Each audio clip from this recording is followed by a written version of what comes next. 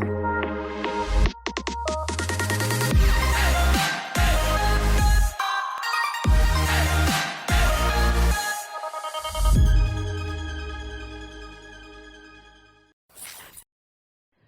Friends, હું છું નીરજ ભરવાડ અને આવી ગયો છું એક નવા વિડીયો સાથે.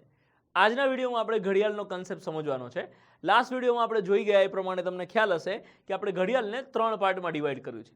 પહેલો ટોપિક છે તથ્યો એટલે કે ફેક્ટ્સ, બીજો ટોપિક છે અરીસો એટલે કે મિરર અથવા તો વોટર ઇમેજ, અને ત્રીજો ટોપિક છે ખૂણાઓ એટલે કે એંગલ્સ. ફર્સ્ટ ટોપિક જે છે તથ્યો એ આપણે ઓલરેડી ગયા શુક્રવારના વિડીયોમાં જોઈ ગયા. આજના વિડીયોમાં આપણે મિરર ઇમેજ અને વોટર ઇમેજનો કન્સેપ્ટ સમજવાનો છે. તો ચલો શરૂ કરીએ. તો સૌથી પહેલાં મિરર ઇમેજ સમજીએ. ઘડિયાળના મિરર ઇમેજના આધારે કેવા પ્રશ્નો પૂછાય છે એ આપણે સમજી લઈએ. ઘડિયાળનો કોઈ એક ટાઈમ આપેલો હોય અને એ ટાઈમ અરીસામાં જોતા આપણને કેટલા વાગ્યા હોય એવું લાગે, આવા પ્રશ્નો પૂછાય છે. એક એક્ઝામ્પલ સાથે સમજીએ એટલે વધારે સારી રીતે ખ્યાલ આવશે કે ઘડિયાળનો ટાઈમ આપણને આપેલો હોય 5:10. તો આ અરીસામાં જોતા કેટલા વાગ્યા હોય એવું લાગે. સો હવે મિરર ઇમેજનો એકચ્યુઅલ અને ઓરિજિનલ કન્સેપ્ટ શું છે? તો કે જે વસ્તુ લેફ્ટ સાઈડ હોય અરીસામાં જોવો તો એ રાઈટ સાઈડ દેખાય, અને જે વસ્તુ રાઈટ સાઈડ હોય અરીસામાં જોવો તો એ લેફ્ટ સાઈડ દેખાય. એટલે કે લેફ્ટ ટુ રાઈટ અને રાઈટ ટુ લેફ્ટનો કન્સેપ્ટ છે. પણ તમને ખ્યાલ છે એ પ્રમાણે આપણે કોઈ લાંબી અને કન્ફ્યુઝન ક્રિએટ કરે એવી કોઈ રીત તો શીખતા જ નથી, રાઈટ? સો હું તમને ડાયરેક્ટ આની જે શોર્ટકટ છે એ સમજાવી દઉં, એટલે આપણે કોઈ લાંબી રીતમાં પડવાની અથવા તો દર વખતે ઘડિયાળ જોવાની કે ઘડિયાળ દોરવાની જરૂર ના પડે. એક સિમ્પલ ટ્રીકની મદદથી આપણે આ પ્રશ્નનો જવાબ લઈએ. સો ટ્રીક શું છે મિત્રો, સમજી લઈએ કે ઘડિયાળનો સમય આપણને આપેલો છે 5:10. ઘડિયાળનો કોઈ પણ સમય આપેલો હોય એની મિરર ઇમેજ આપણને પૂછવામાં આવે તો સિમ્પલ વસ્તુ, આપેલો જે ટાઈમ છે એને આપણે 11:60માંથી બાદ કરીશું. 11:60માંથી બાદ કરતાં જે આવે એ આપણી મિરર ઇમેજ થશે. 60માંથી 10 જાય તો 50, અને 11માંથી 5 જાય તો 6, તો 6:50 એ આપણી મિરર ઇમેજ થશે કે 5:10 અરીસામાં જોતા 6:50 વાગ્યા હોય. સો આ સિમ્પલ ટ્રીકની મદદથી તમે ઘડિયાળના કોઈ પણ સમયની મિરર ઇમેજ આરામથી શોધી શકો છો. આમાં કંઈ ક્રેઝી છે નહીં, પણ તોય મારા જ જીવના સંતોષ માટે તમને એક એક્ઝામ્પલ સમજાવી દઉં કે 4:15 અરીસામાં જોતા કેટલા વાગ્યા. સિમ્પલ 11:60માંથી બાદ કરીશું.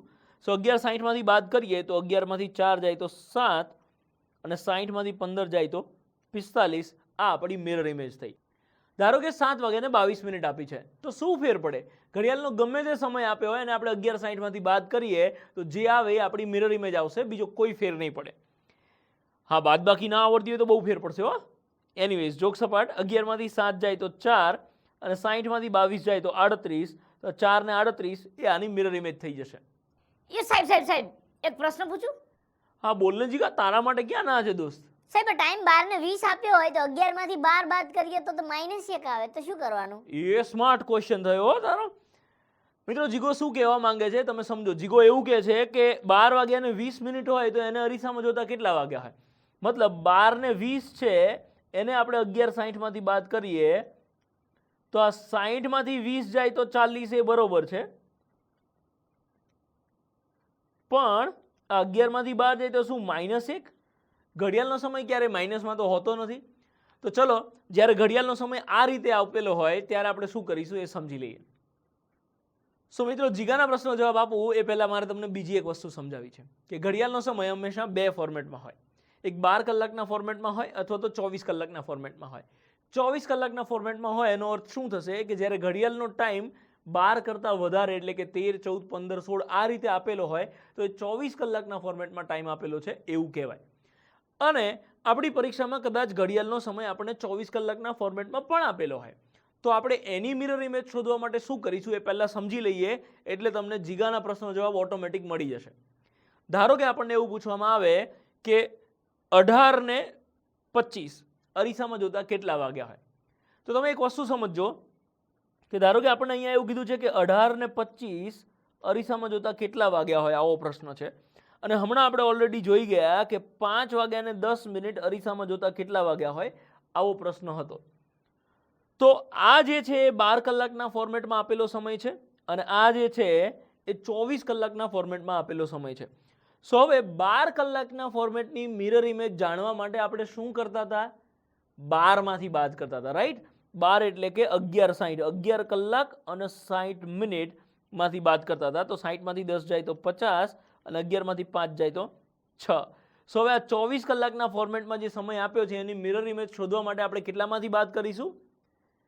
એક્ઝેક્ટલી, સાચી વાત છે તમારી, 24 કલાકમાંથી બાદ કરીશું. એટલે એને લખીશું કઈ રીતે? તો કે 23 કલાક અને 60 મિનિટ.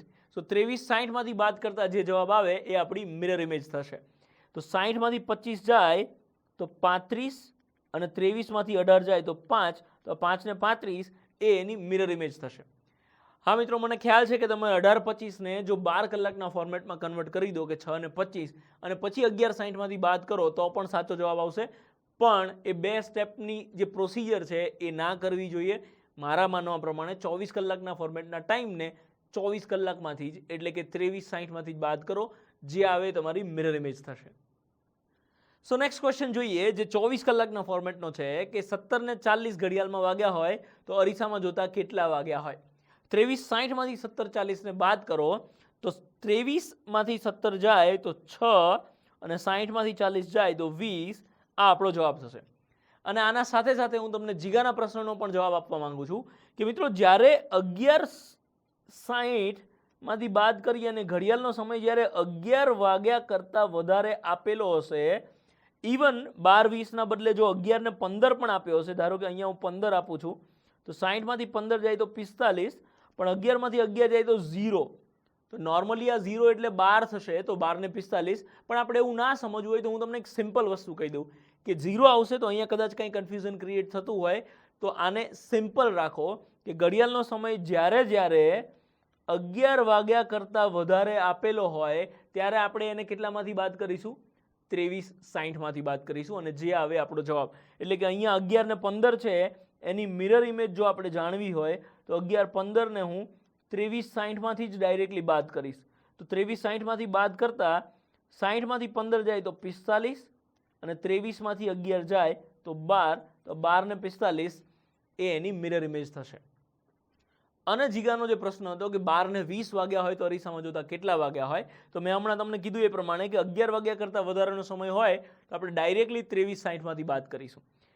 સો 12:20 તો 23:60માંથી આપણે બાદ કરીએ તો 23:60માંથી 12:20 બાદ કરીએ તો 60માંથી 20 જાય તો 40 આવશે અને 23માંથી 12 બાદ કરો તો આ 11 આવશે. તો એની મિરર ઇમેજ થશે 11:40.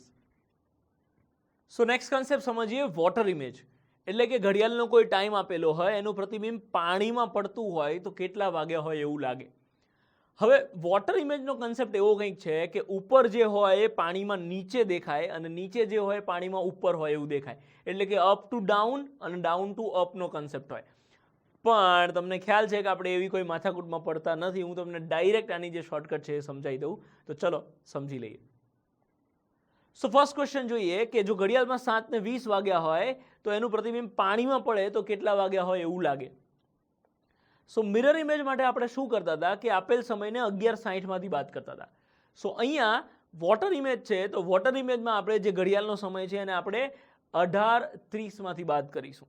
તો જે મળશે એ આપણી વોટર ઇમેજ થશે. તો 7:20 ને આપણે 18:30માંથી બાદ કરીએ તો શું આવશે? 30માંથી 20 જાય તો 10 અને 18માંથી 7 જાય તો 11. સો આ એની વોટર ઇમેજ થઈ ગઈ. સો સિમ્પલ શોર્ટકટ છે ને મિત્રો. તો આ ટ્રીકના આધારે આપણે હજી એકાદ એક્ઝામ્પલ ગણીએ એટલે મારા અને તમારા જીવને સંતોષ થાય કે 10:25 વાગ્યા હોય તો પાણીમાં એનું પ્રતિબિંબ પડે એમાં કેટલા વાગ્યા હોય એવું લાગે. એટલે કે એની વોટર ઇમેજ શું હશે? સો આને આપણે 18:30માંથી બાદ કરીશું. સો 18:30માંથી બાદ કરીએ તો 30માંથી 25 જાય તો 5 અને 18માંથી 10 જાય તો 8, તો 8 ને 5 વાગ્યા હોય એવું લાગે. ધારો કે આપણને ટાઈમ આપ્યો છે કે 8:40. સો હવે અહીંયા શું કરીશું આપણે કે 8:40 છે એને પણ આપણે 18:30માંથી જ બાદ કરીશું. તો 8:40 ને આપણે 18:30માંથી બાદ કરીએ તો શું થશે? 18માંથી 8 જાય તો 10 આવશે, પણ 30માંથી 40 જાય તો -10 આવશે. સો ઇન ધીસ કેસ આપણે શું કરીશું? થોડો ચેન્જ કરીએ કે આ તો આપણે 8:40ની વોટર ઇમેજ શોધવાની છે એટલે 8:40 એમને એમ લખું છું.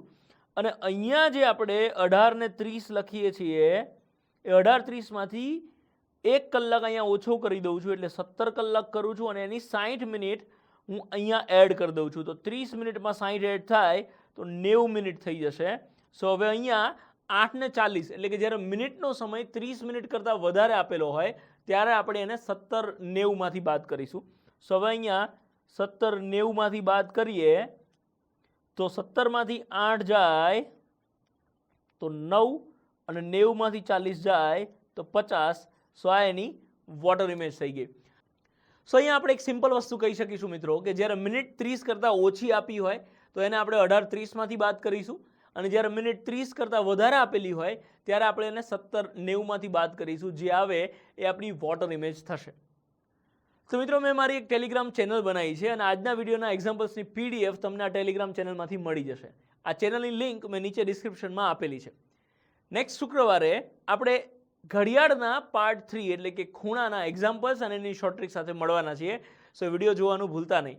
સો મળીએ મિત્રો આવતા શુક્રવારે એક નવા વિડીયો સાથે. ત્યાં સુધી ગુડ બાય.